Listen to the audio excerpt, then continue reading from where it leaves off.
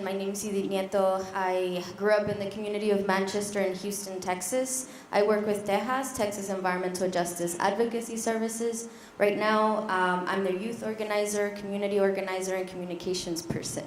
And I've been working alongside the team for about 5 years now. And I started getting involved in 2012 when they proposed the Keystone XL pipeline, and they proposed to refine the tar sands in the neighboring refineries. I don't just live next to one refinery, we live next to 2 different refineries, a metal crushing facility, a water treatment plant, a chemical plant, storage facility. So we're completely surrounded by industry. You can only tell that there's a community down there by the treetops, because everything else is industry and refineries, chemical plants, and those huge storage tanks. I don't know how many of you all are familiar with Houston, but this picture up here is actually the ship channel, and where you see the trees on the edge, that's Manchester. So I grew up in that little community surrounded by all of those monster structures behind there. My family's originally from Mexico. We're land-based people, so we grew up cultivating the land, working the land, making money off the land, but we had to immigrate to the United States because of NAFTA, TPP. That's a whole other story, migration story. You can go to the next slide, whoever's the person. So I want to talk a little bit about the Cesar Chavez High School, because this is actually how Texas, the organization, got started. The Cesar Chavez High School is predominantly Latino. It holds about 3,000 students, probably more now. But the flare that you see in the background, that's actually a petroleum company, and that flaring was actually illegal. It went on for 48 hours, and it contaminated a lot of the air and of course the students. But you can see that the students were not evacuated. They're business as usual, playing in the track field. But this was actually one of the worst recorded flaring incidents in that neighborhood.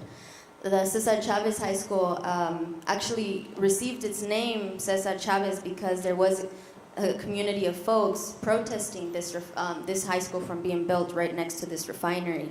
And they said, well, if we name it Cesar Chavez, that's a Hispanic hero, they won't complain anymore. Well, they were right. They actually dismantled that movement to stop this high school from being built, because nobody wanted to fight the Cesar Chavez High School from being built. You know, we're all proud of being from Cesar Chavez movements and the work that he did with the farm workers. And he actually stood for environmental quality with the farm workers, because they were being sprayed with pesticides. So if he were alive today, and he saw this, and this school being named after him, and being called an environmental magnet school, he would probably be very upset right now and probably tell all those kids to walk out. Next slide, please.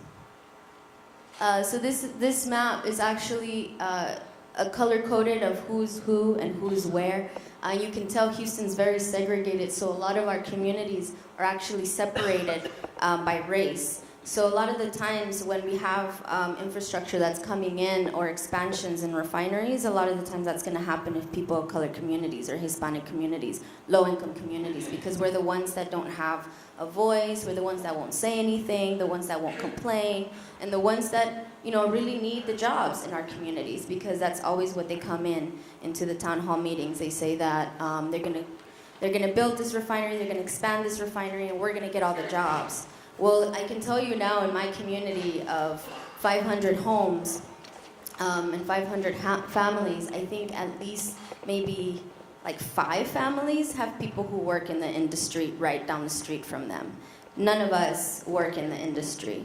One, because you know, it takes a long time for you to actually learn the processes of working in a refinery. If you're a young person trying to work in the field, you have to go through certification programs, trainings, and even then, you don't get the full trainings. And we've had a lot of stories, some of my friends as well from high school who just graduate and go work in the refineries. They don't have the proper training, so they open up one of those tanks. They don't know the basic chemistry. You know, some chemicals are not supposed to be mixed with air, and they go in there without knowing, and they pass out, and they can't get out because they pass out, and then eventually they become so intoxicated that they pass away.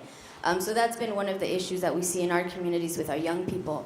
They're being romanticized into working for industry and making a lot of money, because you work for industry, you make some money, right? I used to work for an electric company. I was making $2,000 a week, and that's a lot for an 18, 10, 19-year-old, right? But when you are that kind of person, you know, it sounds like a really good idea, but you don't have all the proper training, and eventually, you know, something happens to you, and you have no way of protecting yourself because you went in there not knowing your full rights or your full trainings. Next slide. I'm trying to go through like this whole thing, but next slide. This is actually another map of Manchester. Manchester is the one right next to the green, where you see the Valero. So we have the Valero refinery in there. We have Texas Port Recycling, Solvay, which is a fertilizer plant. One of these refineries, the Solvay one, has a impact radius of 25 miles. So it means that it would create 25 miles of destruction if one of those refineries blows up. But you can see how many are near it. So if one of them happens to blow up or have an incident, a lot of them would feel it, and we would feel the impacts of exposure. We don't have any way of notifying the community, so a lot of the times what happens is we have to shelter in place, which means you just go into your house, close all the vents in your house, close all the doors, and you just stay in there and pray and wait for hope or something to happen or something to not happen to you. We're the last to know, to be notified, to be evacuated. The workers are the first, and that's how we know that the community has been evacuated. But nobody really alerts us. There's no phone call. There's no Amber Alert style app where we get notified that something's going on or that there's a certain amount of chemicals in the air. And then you also have to have that in mind. Cumulative impact is a very big issue for us. There's a soup of chemicals in the air every day, all night in Manchester. At least 10 of them are cancer-causing chemicals. So you have to think about, what do all of these chemicals mix together? What does that do to your body? And then what does that do to the generations of people that will be exposed? So if you're a young woman living in an environment like this, and then eventually you want to have kids and you have children, you don't know, but petroleum chemicals do affect your firstborn. And so a lot of what you've been exposed to will be transferred onto your firstborn, and so on and so on. So we do see a lot of families in our communities with cancer. We have grandmothers who pass away, and we have grandchildren who pass away. So that sort of proves the general exposure that's not being monitored or is not being researched right now, because there isn't technology that sort of keeps tracks of that. There's people technology, but they're not doing that because they don't want you to know that if you become exposed to these chemicals, it will have generational impacts, and it will have impacts throughout your whole life. Next slide, and I'll finish shortly. When we talk about permitting, there's 1,700 major air emission sources in Texas alone, and in Houston, the TCEQ regulates, well, some of these 400,000 facilities. So it's so funny to me, I'm sorry, I don't mean to laugh and be rude, but it's so funny that this refinery wants to be built without actually having a permit. And we have a refinery in Houston that actually keeps breaking the law and can't function without breaking the law. And they're actually right now running without a permit. They applied for a permit, and then that permit was, it expired, and they never submitted the paperwork to actually get their permit again. And so they keep having fires, they keep having explosions, and really high levels of exposure in the communities happening, but nothing is being done because they don't have a permit. So there's been lawsuits, things like that, but the industry has a way, loopholes, where they're not able to help the community. The community's not able to actually gain anything from the penalties. So even though they become penalized or they regulate it, the community never sees that money. They never see any kind of help from these refineries that are impacting their health. So when you want to talk about, you know, if you're going to get a job at this refinery and you might be making good money, is your health insurance also going to be covered for your whole family? Because you will be exposed. And that money that you're spending when you're getting sick is going to accumulate, and then you have to really add up. Am I making more money than I'm spending on, you know, medicines for my health for being exposed, or is this actually worth it? So that's where we're at, because we are a community that's low income. We don't have health insurance, and the community doesn't have any support from the surrounding industries that are impacting our health and are impacting our air to actually help with health services. And I think we have like one clinic, but it's kind of way outside of the community, and it's hard to reach. We have kids with asthma who have asthma attacks. We have kids that are getting leukemia and have to go to the hospitals. But we live in a metropolitan city where all of that is accessible. And you're in a really small town where I don't even know how far your clinic is or your hospitals are. And now I hear you're not actually even going to get a fire department.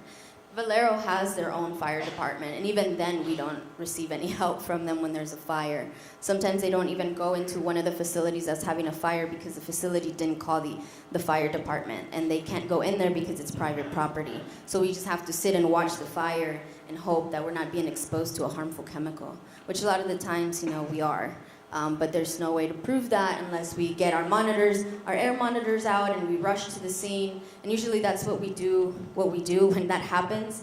But it takes a long time for the results to come back, so they're not always ready to give back results as to like what we were exposed. And by the time we get the results back, well, they can say, well, the wind blew it away, and we can't really monitor it anymore, and we don't know how many levels of like benzene or butadiene or formaldehyde were released into the air that day.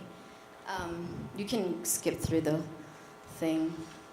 So I'll just leave here because this was really important for us. A lot of the times they don't give us notice for public comment, so we actually have to stage some sort of like civil disobedience and sort of like direct action where we actually go into a public comment period with our signs, with our maps, with our proof that we are being exposed and that we need to sit at the table when these major decisions are being made as community members and as people. So thank you for having me. There's so much information that we can still cover, and I don't think I have enough time to give it to you. But if you have questions, you can follow up afterwards.